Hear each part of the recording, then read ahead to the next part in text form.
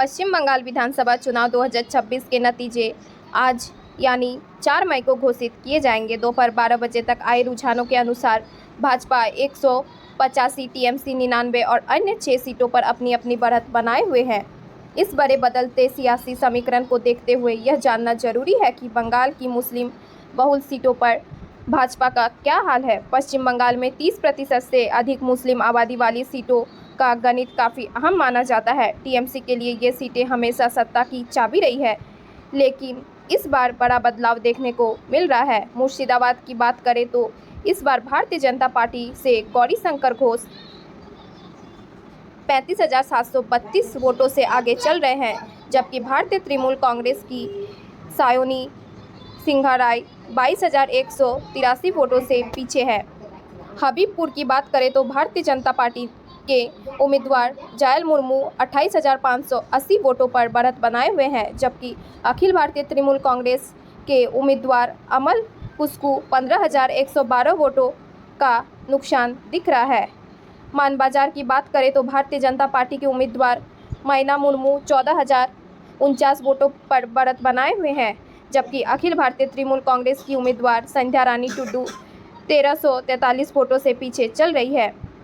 अलीपुरद्वार लोकसभा निर्वाचन क्षेत्र को मुस्लिम बहुल क्षेत्र माना जाता है, यहाँ भी भाजपा को बढ़त मिलती दिख रही है।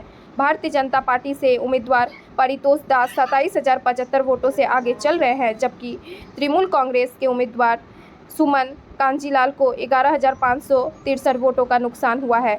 मुस्लिम बहुल इलाकों में पार्टी की बढ़त को लेकर नेता प्रतिपक्ष शुभेंदु अधिकारी ने बड़ा बयान दिया है। उन्होंने कहा कि दक्षिण बंगाल में मुस्लिम वोटों का विभाजन हुआ है, जिसका सीधा फायदा भाजपा को मिल रहा है।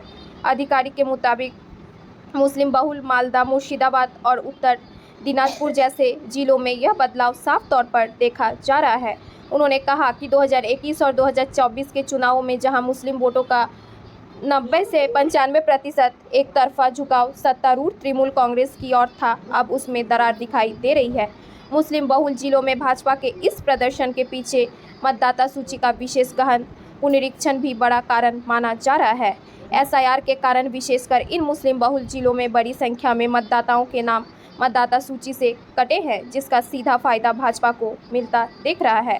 हालांकि दक्षिण बंगाल और कुछ बिहार जैसे क्षेत्रों में मुस्लिम मतदाता अब भी शुरुआती तौर पर टीएमसी की ओर झुकाव रखते दिख रहे हैं, लेकिन पहले जैसा ठोस एकजुट समर्थन नहीं दिख रहा है। रुझानों के अनुसार उत्तर बंगाल में अपने पारंपरिक मजबूत प्रदर्शन के अलावा भाजपा दक्षिण बंगाल में भी उम्मीद से बेहतर प्रदर्शन कर रही है।